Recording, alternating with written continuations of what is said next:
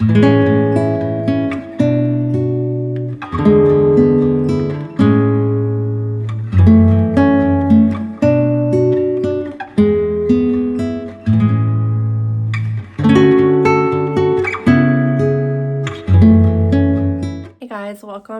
back to Simple Sacred Home. My name is Paige, and today I wanted to share with you a fun fall vlog. I just have a few fall specific activities, things that I want to do, and also just some updates, some pretty big life updates. And so I thought I would take you along throughout my day and share those with you. And feel free to give this video a like and subscribe if you want to see more videos, as I post a new video every Friday. Okay, so the first update, if you guys haven't seen my previous videos or just didn't notice, I did cut my hair.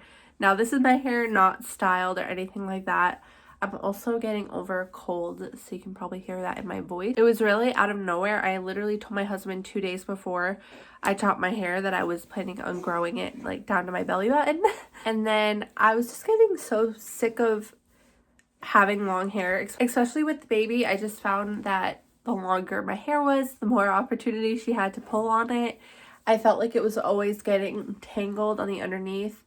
And also, if I ever did have time to style my hair, I definitely had way too much hair to style. So I would end up throwing it up in a ponytail or a bun or a braid or something like that, which is fine, but I prefer to like curl my hair. And so one day I decided to go in the bathroom and chop my hair off, and it was crooked, very crooked and uneven for about 2 weeks.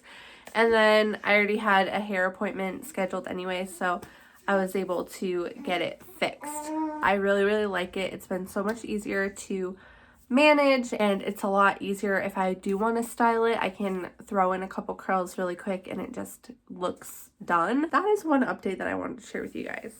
Okay, and the next update that I'm going to share with you, I can't believe I'm just throwing it here in a vlog, because I had every intention on having a final video in this series. I started the binding on the baby quilt and I started filming it, and then I ended up sewing the binding on the wrong way, and I had to completely take it off and redo it.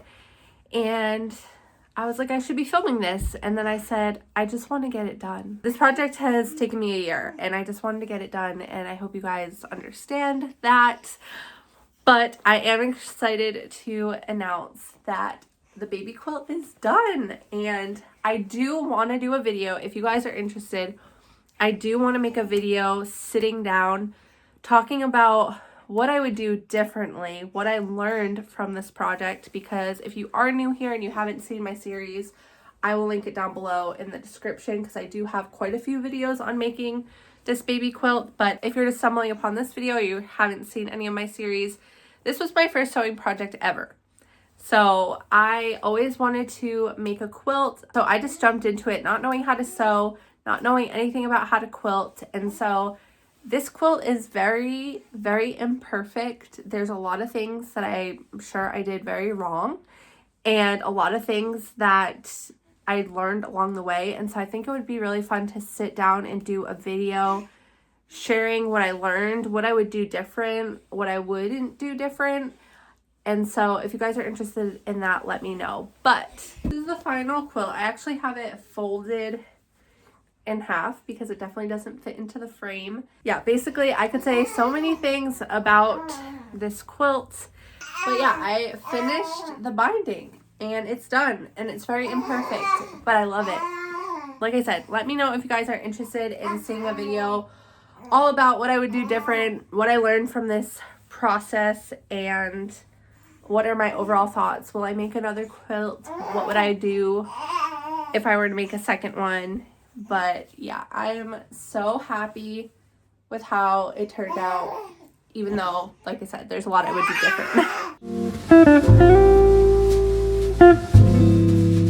I also wanted to show you guys a quick antique haul. I showed you guys in a few videos back that I went to the antique store and I picked up a few things, even though I had no intentions of doing that. But I asked if you guys were interested in seeing a haul, and you said you were, so I figured I would share that with you. First thing that I picked up was this stool. Now, first of all, I find stools pretty regularly, but a lot of times they either need to be re-sanded and re-stained a different color, like they're not super secure. So when I saw this one, I really liked, one, the color of it. I also liked the little detail here on the legs, and it was in good shape. It wasn't wobbly or anything like that. It was sturdy. And then really what made me have to grab it was the top. Somebody hand painted these little strawberries on it, and I just think it is so cute. This is something that I could see my daughter really loving as she gets older. And it was one of those pieces where it's like, oh, I don't really need it right now, but I kept thinking about it. And when I have that type of like, oh, that's really cute, I like it, I don't need it right now, usually if that's the case, the thought will pass and then I move on, and then I know I didn't need it. It kept coming back to my mind, and I just thought that this would be so cute in the bathroom, in the kitchen, in her bedroom. Another thing that I got were these really pretty bowls. They say Trend J&G Meakin, England.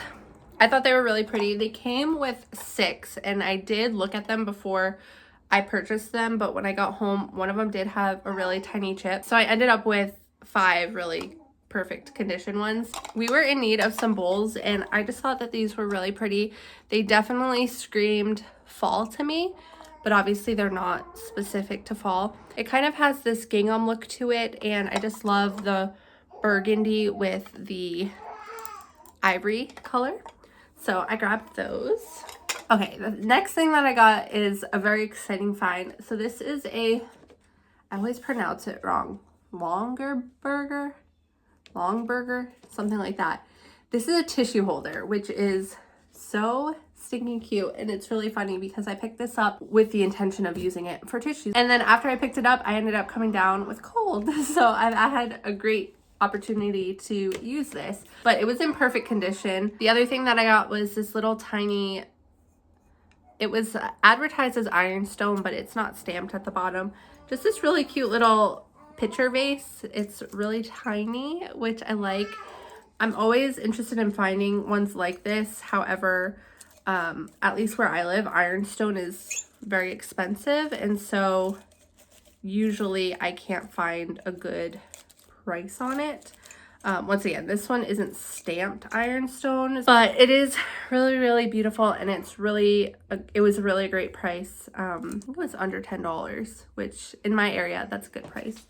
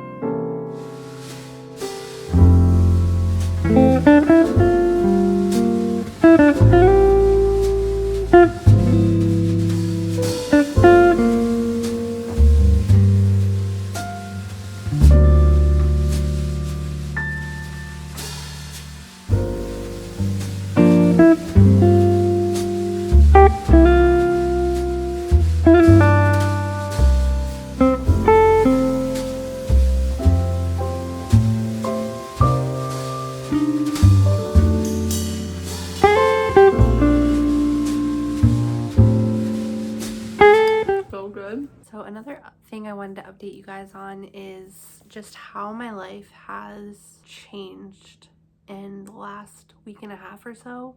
Honestly, I've just really used this past week and a half to reflect on my life and my priorities, and I've been making some big changes. Plan to talk more about that, but long story short is I switched to a flip phone, which is crazy. I have actually wanted to do this for a few months now. My husband has had a flip phone for like a year or a year and a half or so, and I never had any interest in a flip phone, but over the last couple of months I really started to want to do that. And at first I actually made my iPhone into a dumb phone. You can do that if you go on YouTube. You can look up where basically you can only use certain apps and it like completely disables all the other features. And so that's an option. There's also a new thing called a brick, which basically does a similar thing from my understanding. It can lock you out of your apps and things like that. But for me personally, I just found that one, I think social media and the constant access to the internet and our phones is just destroying us. There are definitely good things about the convenience of our phones and even being able to be on social media. There's of course good things to it, but for myself personally, I find that the cons of being constantly on our phones and constantly on social media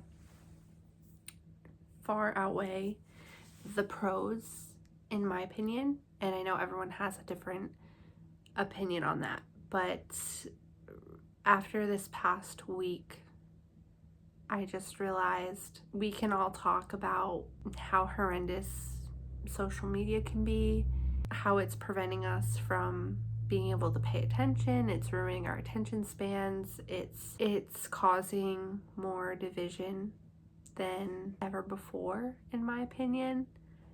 And just the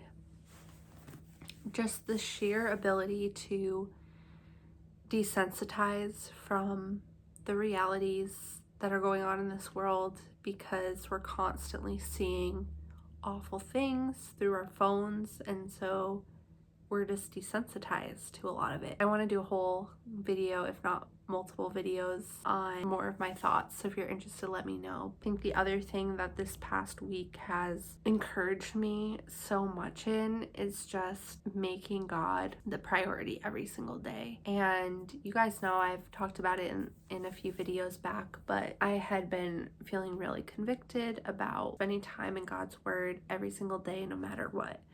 Like, if the dishes don't get done, but I spent time in God's word, ultimately, I know that that is more important than getting the dishes done. Obviously, I also believe that we should steward our homes well and honor the home and our families by taking care of our spaces and stewarding them well. But ultimately, I also believe that if we're spending time in God's word, that is going to redirect our paths, and redirecting our paths will make us more productive in our homes and seek ways to serve our families.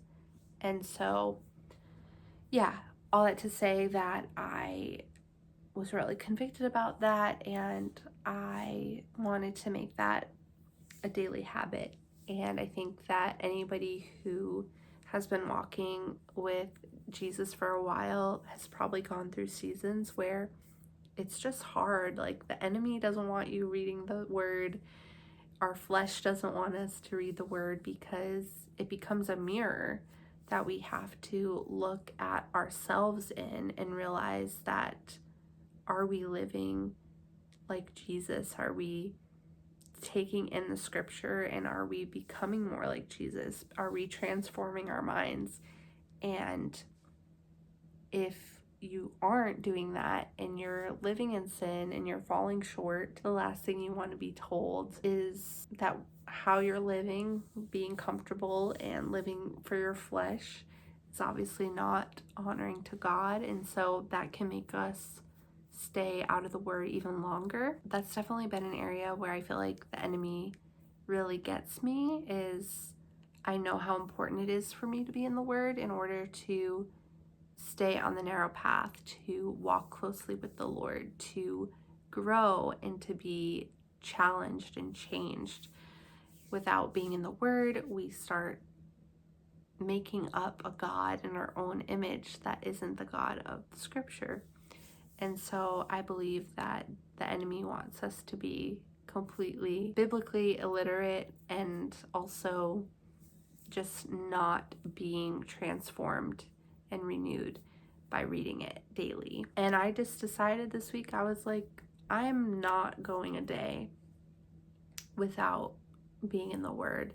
And it's not a checkbox thing, like I need to check off that I read the word. It's not a legalistic thing, like if you don't do that, then you're not good enough. It's I need it, right? Like we need to know the word of God, and we need to be able to articulate that to others in our daily lives, and we need to be the light of the world. And we can't do that if we don't know it and if we are living contrary to it. So yeah, I just started reading through John. I say all this to say that if you are looking to read the Bible, you don't know where to begin, the book of John is a great option, and read a chapter a day. If you're just starting out and you're overwhelmed, a chapter a day is a great place to start. It's not about how much you read, it's about actually taking in what you're reading and learning and grow from it. And so, yeah, I just want to be in the word every day. I want to be transformed by it. I want to be renewed by it. I want to be strengthened by it. And so I'm excited, and I am encouraged by everyone else who feels the same way. And so yeah, that's basically the update I have for today's video. I hope you guys enjoyed. I'd love to hear your comments down below if you guys want to hear more about my quilting experience, more about why I switched to the flip phone, my experience as time goes on using the flip phone and not having a smartphone. And as always, feel free to leave a comment down below with a video topic you'd like me to talk about if there's a special request, and I'll see you guys in the next one.